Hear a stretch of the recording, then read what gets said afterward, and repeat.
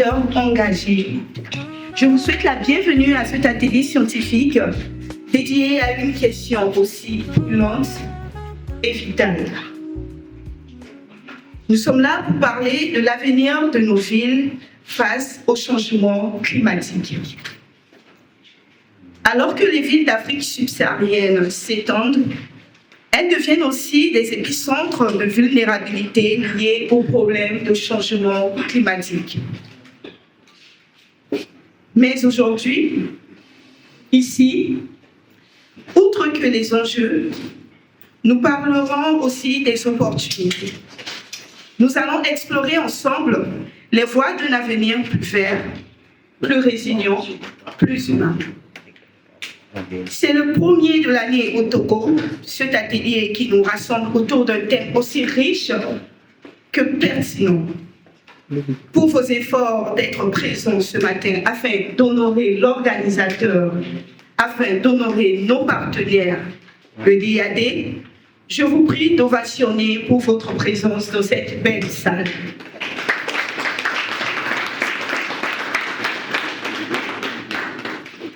Je pensais qu'à la hauteur de l'effort que l'organisateur a fait, il mérite plus que ça.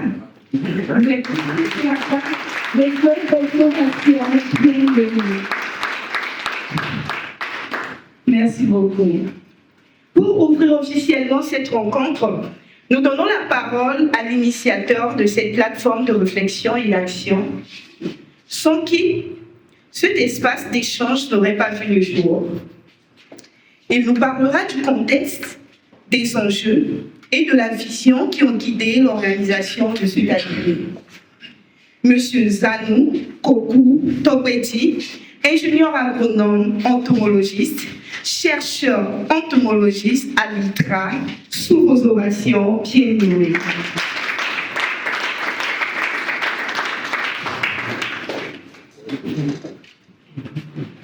Merci, Madame Ezekiel. Bonjour à tout le monde. Good morning, everyone. Good morning. Mesdames et messieurs les professeurs, distingués enseignants-chercheurs et chercheurs, honorables experts et spécialistes du développement urbain, chers anciens boursiers du DAD, mesdames et messieurs, c'est avec un immense honneur et une profonde satisfaction que je prends la parole en ma qualité d'organisateur de cet atelier régional pour souhaiter la bienvenue à l'Oubli. À l'occasion de cet événement des anciens boursiers DAD, organisé avec le soutien institutionnel du DAD, le service d'échange universitaire allemand, et financé par le ministère fédéral allemand de la coopération économique et du développement, la BMZ. Je suis particulièrement heureux d'accueillir en ce lieu des participants venus de plusieurs pays de l'Afrique de l'Ouest, témoignant de la richesse, de la diversité et du rayonnement du réseau des anciens boursiers du DAD dans la région. La qualité académique et professionnelle des profils réunis ici, enseignants, chercheurs, doctorants, ingénieurs, urbanistes, reflète la volonté partagée de penser ensemble l'avenir de nos villes africaines à l'échelle régionale et continentale. Le thème qui nous rassemble aujourd'hui, la vulnérabilité des villes d'Afrique subsaharienne face au changement climatique, ne saurait être plus actuel dans un contexte d'urbanisation rapide, de précarisation des espaces de vie et de pression environnementale croissante. Nos villes ont plus que jamais besoin de stratégies intégrées, de solutions fondées sur la nature et d'une gouvernance urbaine inclusive et résiliente. Cet atelier s'inscrit dans cette dynamique. Il vise à promouvoir un dialogue interdisciplinaire entre chercheurs, praticiens et décideurs, à favoriser l'émergence de solutions urbaines faites adaptées aux réalités locales et à renforcer les capacités des anciens boursiers du DAD pour qu'ils puissent agir en tant que relais de transformation dans leurs institutions et communautés respectives. Je tiens ici à exprimer ma reconnaissance au DAD pour son appui constant à la coopération académique en Afrique et pour la confiance accordée à notre équipe d'organisation. aux éminents professeurs, chercheurs et experts venus partager leur savoir et leurs expériences, à tous les participants dont l'engagement, la rigueur scientifique et l'ouverture d'esprit contribueront sans nul doute à la réussite de cet atelier. Je vous invite à vivre pleinement ces journées d'échange, de réflexion et de construction collective. Que cet atelier soit le point de départ de collaboration durable et d'initiatives concrètes en faveur de villes africaines plus vertes, plus inclusives et plus résilientes. Je vous remercie de votre attention et vous souhaite un excellent atelier.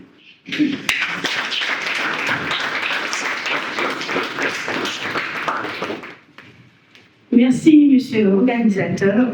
Il n'a pas encore repris sa place. Je vous prie de le raccompagner pour votre modération.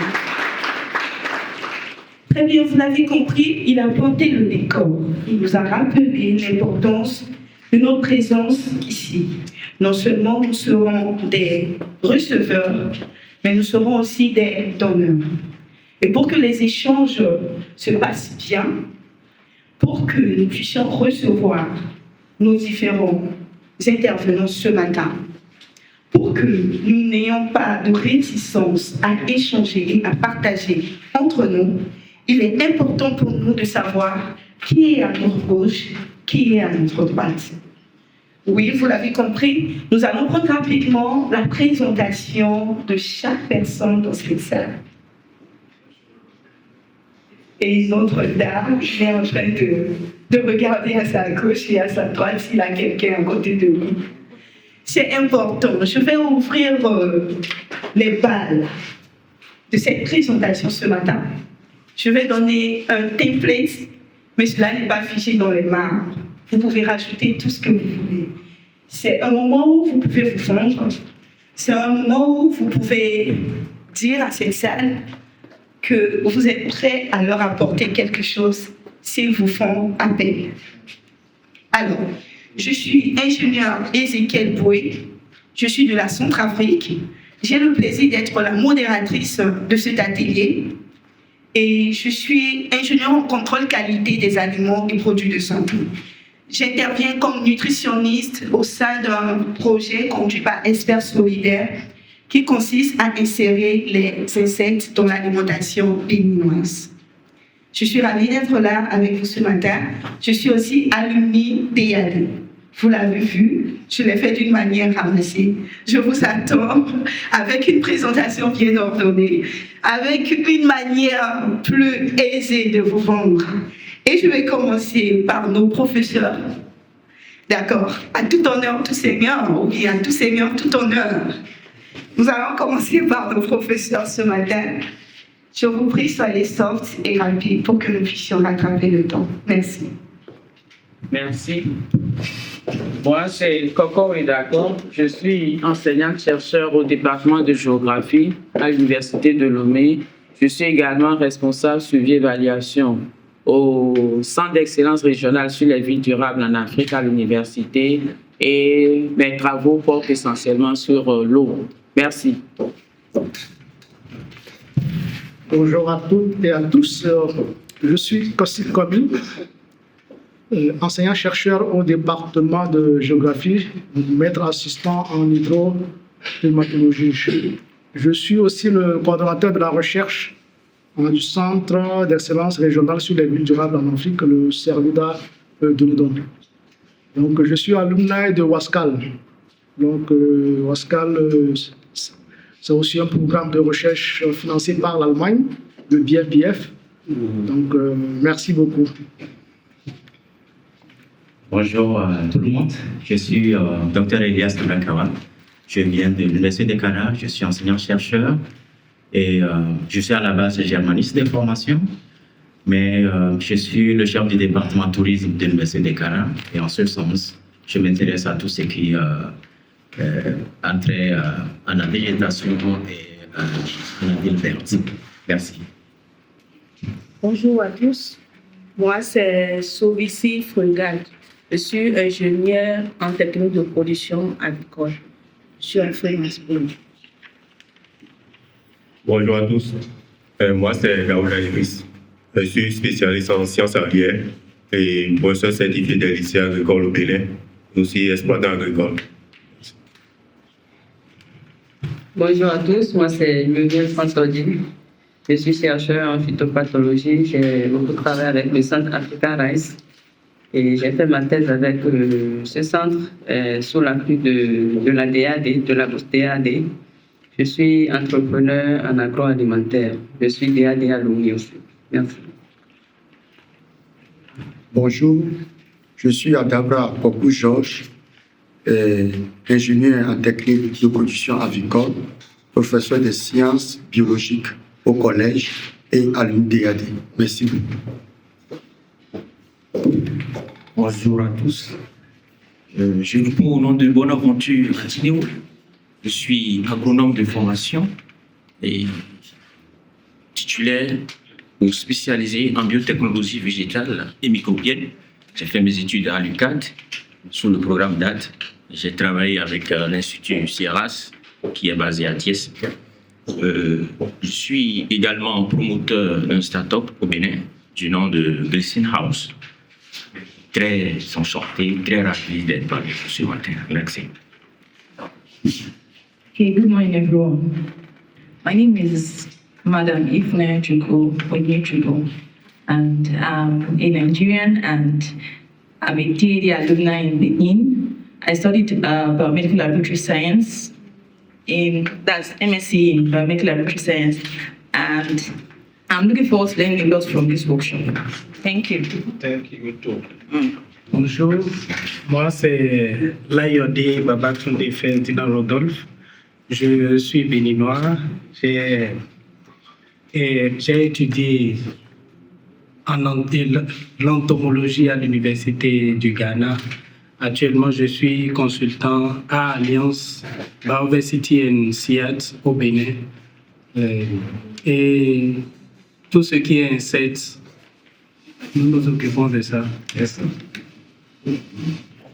Bonjour à tous, moi c'est Dr. Assou Oumarou. Je suis enseignant-chercheur en mathématiques. Mes recherches portent sur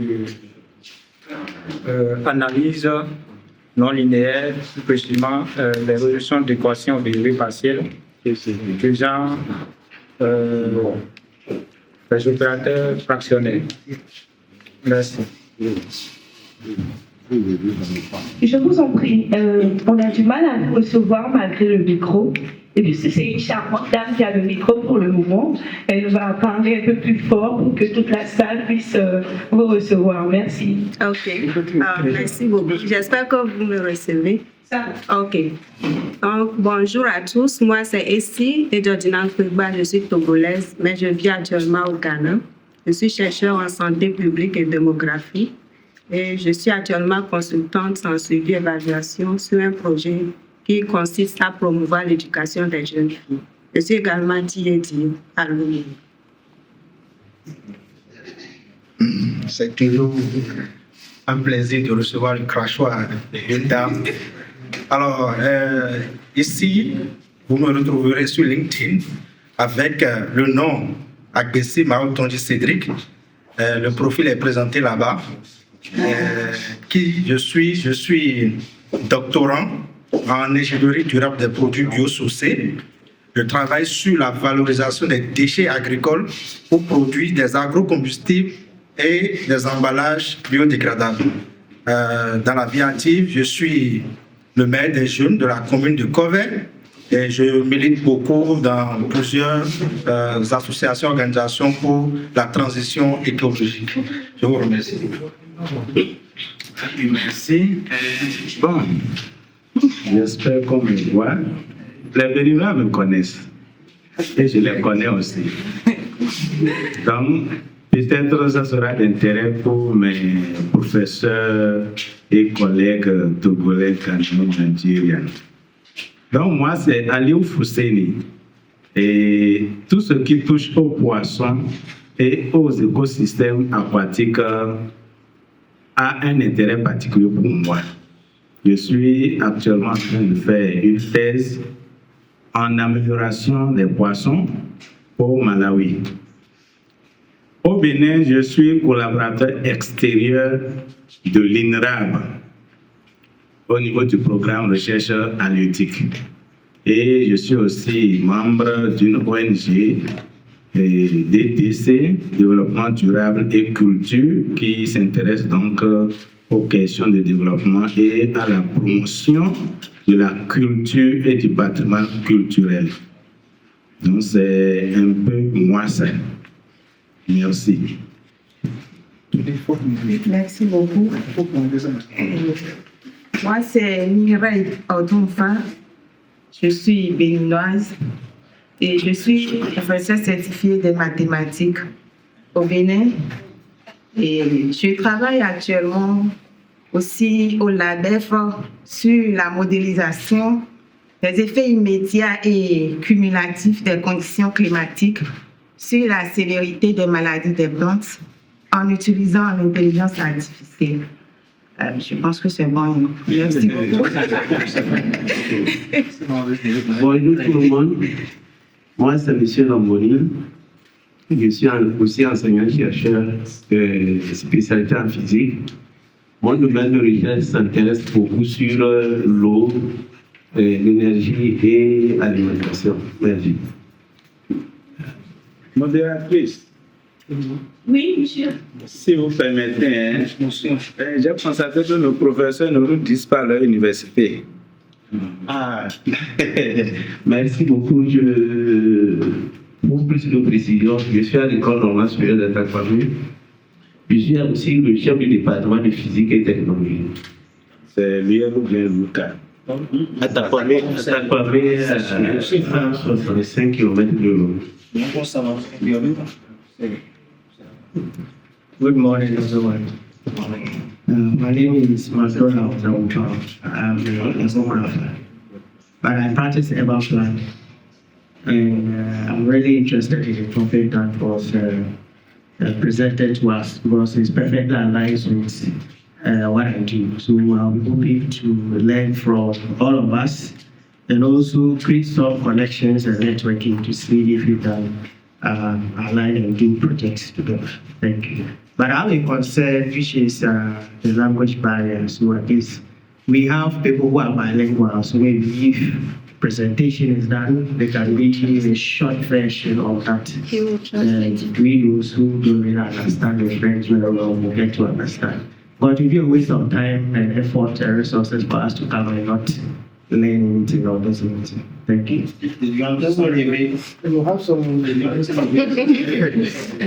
Bonjour à toutes et à tous. Je suis Aboussoumandé Akwete, agronome, entrepreneur, propriétaire de la ferme agricole de la terre cananéenne. Je suis aussi étudiant au Centre d'excellence régionale sur les sciences aviaires, spécialement en comportement et bien-être des animaux domestiques, passionné des questions sur le changement climatique. Je vous remercie. Bonjour tout le monde.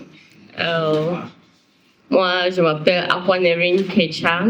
Je fais mon doctorat au CSA et je suis spécialisée dans transformation de produits de volaille et contrôle de qualité. Bonjour, moi c'est Lila Iti. Je suis biologiste de formation et j'ai un master également en nombre et contrôle de qualité des produits agroalimentaires. Mais actuellement, je suis chercheur à l'ITRA sur le programme porc, la porciculture. Bonjour à tous. Mon nom c'est Mistura Daouda. Je suis ingénieur de procédures agroalimentaires. Je suis aussi copromotrice d'une entreprise agroalimentaire, Sebadel Bénin, le centre de valorisation des denrées locales. Nous sommes basés à Port-Novo, Bénin. Nous sommes spécialisés dans la transformation de la tomate locale et des épices en purée. Merci beaucoup. Good morning. My name is Samson Adair. I'm an entomologist. I also hold a certificate in oil and gas. Currently, I'm a global scholar on cybersecurity. This topic aligns with my interest because I've done a workshop on the future of the world in sustainable cities. So I think the knowledge that I got from it and then coming to add it to this one will be a great thing. So I'm looking forward for a very fruitful workshop. Thank you. Hello everyone, my name is Wisdom Adewumi from DAD alumni from Benin. Might be surprised why I'm speaking English. I'm also partly Nigerian. Okay, so I studied medical biology and currently I'm a data analyst, and anything that has to do with data around health, retail or supply chain, yeah, I'm quite interested in that, and I'm looking forward to interacting more and over the coming days. Also looking forward to the presentations about the green cities and so on. So thank you very much. Hello everyone. My name is Rolf Fiaboy. I'm a Togolese. I did my master degree in Ghana in entomology. And I'm at the end of my PhD at the University of Pretoria in South Africa, but I conducted my research in Kenya, ECP. So we work on insects. My master as well as my PhD were on insects. So I'll be glad to give a presentation here on insects, the role they play in the ecosystem. To maintain our environment green. Thank you. Bonjour, je suis Atidiana Consimoko. Je suis phytopathologiste de formation, mais je travaille avec l'équipe d'entomologie de l'école supérieure d'agronomie où nous développons l'élevage de certains insectes pour l'alimentation des volailles. Merci. Seulement pour vous, puisque je vous connais bien et que vous avez cette habitude de parler fort et que vous êtes si près de ne pas le faire, vous allez devoir le seulement pour vous. Je suis Adedi Anani Banko. Je suis phytopathologiste de formation. Je travaille avec des enseignants-chercheurs de l'école supérieure d'agronomie, l'ESA, où nous développons des systèmes d'élevage d'insectes pour l'alimentation des volailles. Merci. Merci. Bonjour à tous. Moi, c'est Diani Sinanda. Je suis ingénieur en agrométéorologie. Actuellement, j'officie comme dans le conseil sur tout ce qui est lié à la météo appliquée.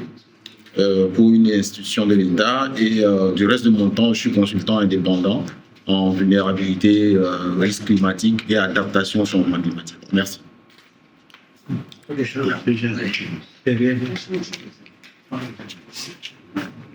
Okay. Good morning, everyone. Great pleasure for me to join this workshop. Togolais, paysans pratiquants. Malheureusement, aujourd'hui, expert à la coopération allemande sur le projet système de développement agroalimentaire face au climat, qu'on appelle PROSAC. Nous sommes donc financés par le BMZ et je m'occupe des questions d'agriculture contractuelle. Merci. Je suis ingénieur agronome, également entomologiste agricole, chercheur entomologiste à l'Institut togolais de recherche agronomique. Je vous remercie.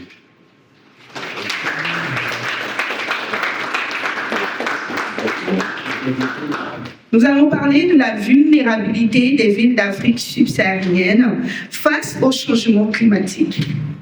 Notre première intervention nous plonge dans la réalité dure mais incontournable, celle des vulnérabilités multiples qui frappent nos villes. Donc, comme nous le savons tous, le changement climatique, c'est une évidence. Même si certains continuent à nier encore, il est scientifiquement prouvé que le climat change. Et tous les rapports associatifs du groupe intergouvernemental sur l'évolution du climat ont démontré que le changement climatique ou du moins le réchauffement climatique en Afrique, se fait à un rythme beaucoup plus élevé que la moyenne globale. Nous pouvons le constater ici, sur la période 80 en 2015, nous voyons tout est en rouge.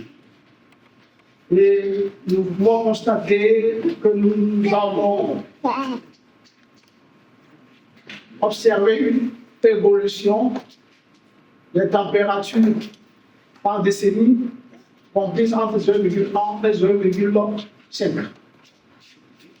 Et cette augmentation de la température va perturber le cycle hydrologique, puisque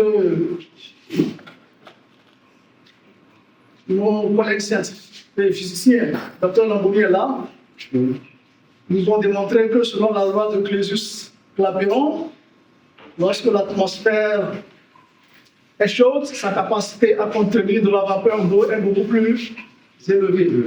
Donc cette augmentation de la température va entraîner une non-capacité beaucoup plus accrue de l'atmosphère à contenir de la vapeur d'eau. Et cette augmentation de la vapeur d'eau va générer des précipitations extrêmes suivant les régions. Il a été observé des diminutions de précipitations, tout simplement parce que le système climatique n'est pas linéaire. Et ce changement climatique est principalement dû à une augmentation des émissions de gaz à effet de serre.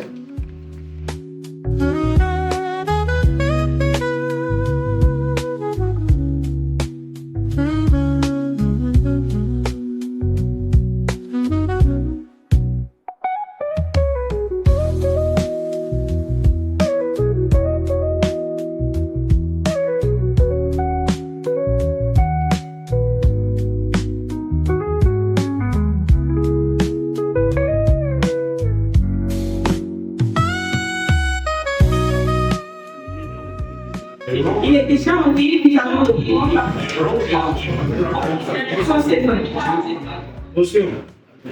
Nous sommes ravis de vous recevoir pour votre présentation qui va nous parler de l'implication du programme des villes vertes de la FAO pour un développement urbain, sain et inclusif. Vous avez la parole, s'il vous plaît. Merci beaucoup. Merci, chers collègues, pour cette bureau transversal. Je suis à Rome et je travaille aussi dans une initiative qui s'appelle l'initiative Ville Verte que je vais vous présenter rapidement puisque c'est le contexte en quelque sorte de votre atelier. Tout le monde voit mon écran? Oui. Voilà. Alors vous voyez, il y a ce beau symbole de l'initiative Ville Verte qui est une nouvelle initiative lancée en 2020 par le directeur général. Alors le contexte, c'est un contexte, bien sûr, qu'on connaît sur toute l'Afrique dans l'urbanisation rapide. C'est d'ailleurs pas limité à l'Afrique. Les autres régions du monde sont aussi en très forte croissance urbaine. Ce qui génère évidemment des enjeux très forts pour les villes, puisqu'elles doivent consommer les ressources naturelles, elles doivent aussi gérer leurs déchets, par exemple. Et elles sont elles-mêmes responsables de la consommation d'énergie et donc elles sont consommatrices et émettrices de gaz à effet de serre. Donc tout ça, c'est un peu les enjeux de l'urbanisation. Et par rapport au développement qui serait un développement durable, donc cherche dans les villes, on a 4 grandes familles de contraintes. Financières, bien entendu, pour les municipalités, notamment du Sud, parce que souvent, vous n'avez pas de ressources propres. On a le défi de convaincre les politiques, et notamment les décideurs municipaux. On a des contraintes techniques du fait qu'effectivement, on a une croissance très rapide des municipalités avec un foncier pas toujours disponible. Et puis le public, les citoyens, il faut les mettre aussi dans le coup. Alors, ça se traduit également par des impacts, j'avais commencé à le dire. Forcément, on a de la pression en ville, de la criminalité par exemple, parfois. On a l'épuisement des ressources et ça se traduit par, lorsque les habitats naturels ont été détruits en ville, par des chaleurs excessives. On appelle ça les îlots de chaleur. Ça a été précédemment présenté, je crois. Et puis, tout ça est très coûteux. Hein. L'urbanisation est très coûteuse parce qu'on perd des terres agricoles. Donc, il faut les retrouver ailleurs. On crée aussi des richesses, mais il y a cette question économique qui est centrale. Et, alors là, c'est notre sujet. On voit aussi des impacts sur la santé. Conséquences pour les espaces urbains. Et cette présentation, nous allons la commencer avec une introduction. Ensuite, suivra quelques définitions sur la notion de terre, la notion de dégradation de terre, un rappel de la notion du changement climatique et en quoi la dégradation et le changement climatique. Quel est le lien entre les deux concepts? Ensuite, nous parlerons des conséquences et nous aborderons également quelques recommandations. Alors, nous disons ici que la dégradation des terres affecte de nombreuses personnes à travers le monde, de même que les écosystèmes de la planète entière. Et tout également réaffecte le changement climatique et contribue à ce changement climatique. La dégradation des terres nuit énormément au moins de 6% des populations et touche plus d'un quart des terres libres à la surface de la Terre.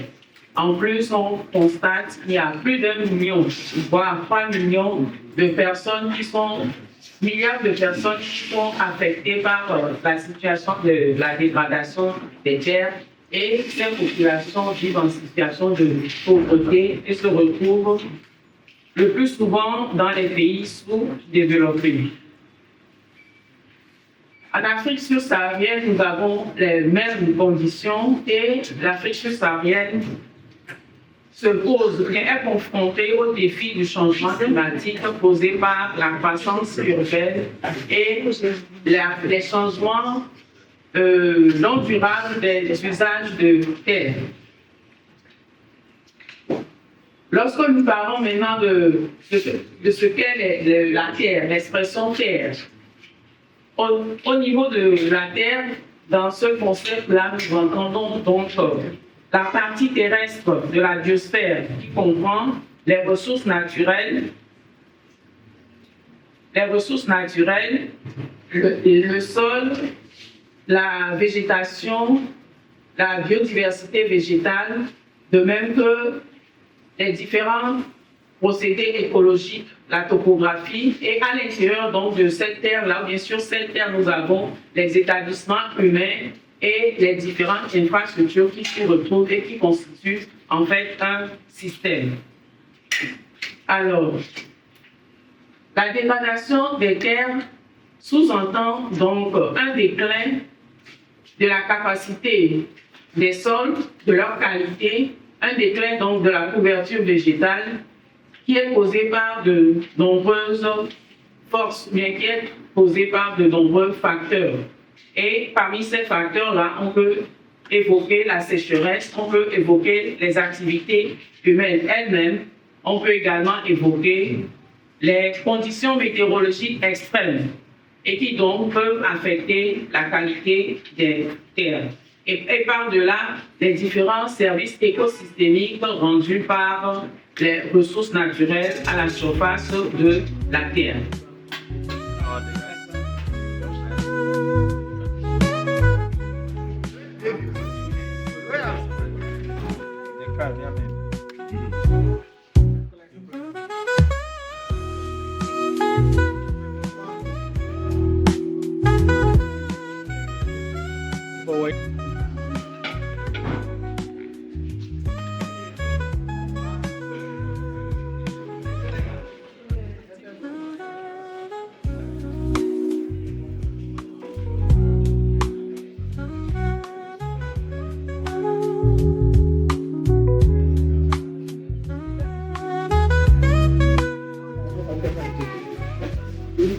Qu'est-ce que vous pensez de la... Certaines personnes sont, je ne sais pas, dans le dégoût quand on parle de ça.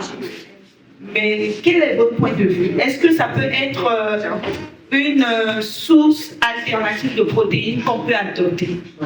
Oui, allez-y. Par rapport aux essais, c'est presque les seuls animaux qu'on consomme à près de 80%.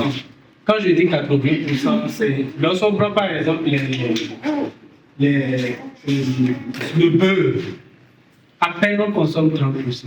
Quand on enlève les os et tout, la digestion va à près de 80%.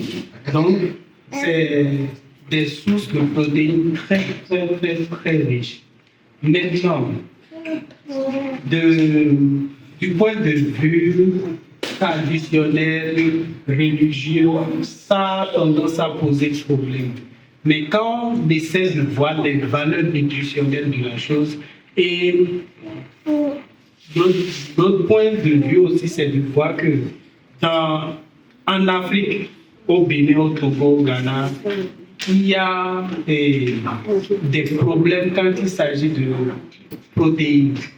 Nous ne sommes pas vraiment habitués à consommer des produits protéinés parce qu'on se dit qu'on n'en a pas besoin. De deux, c'est souvent cher.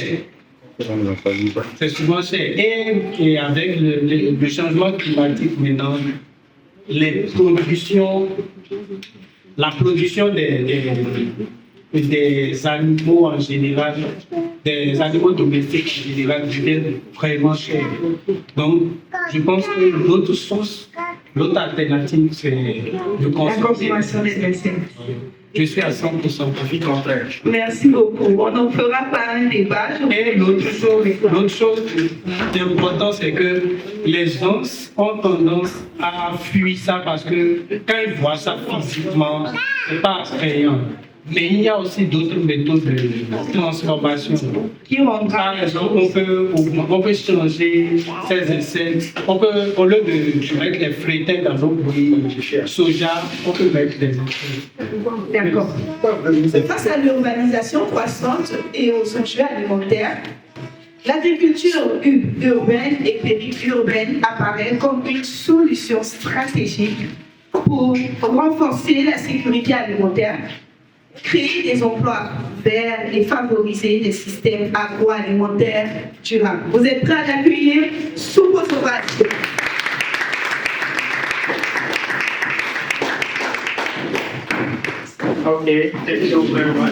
Donc, chers participants, nous allons célébrer nos mamans, nos sœurs, nos dames qui ont fêté hier, dimanche, leur fête des mères. Et c'est avec grande joie de les voir participer activement. N'en témoigne notre chairman et notre professeur qui venait de faire une présentation excellente. Donc, cette vidéo, c'est à votre honneur et en même temps pour introduire notre thème de présentation. Merci.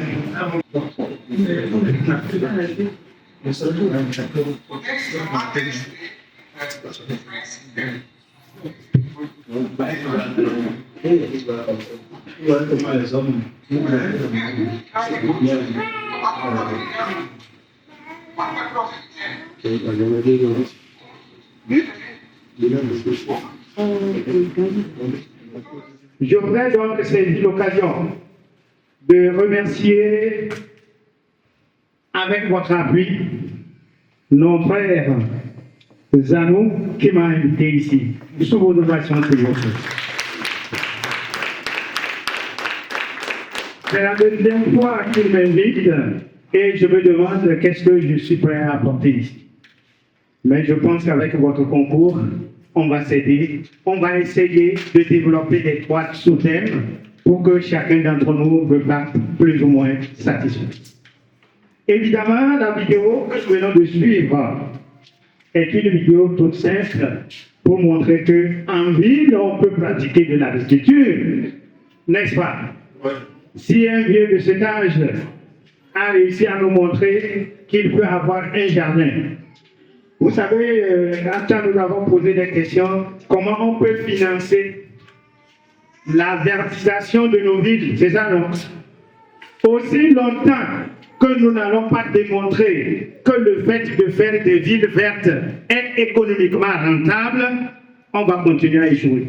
Ok, c'est pour nous dire que l'agriculture urbaine, c'est la pratique de la production en ville. En ville pour la consommation immédiate.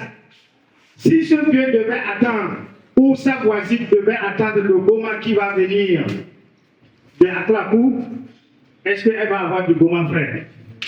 Si je dois attendre qu'à demain vienne de Cara ou de Saute-Bois ou de Lotien, est-ce que je peux avoir du légume frais? Donc c'est pourquoi il faut développer de petites formes d'agriculture au sein de la ville. Et ça participe à quoi? Ça participe à certains fondements que nous appelons les principes. Principes de proximité. Ça veut dire qu'on peut livrer à proximité, ce qui évite le transport pour polluer. C'est ça, non?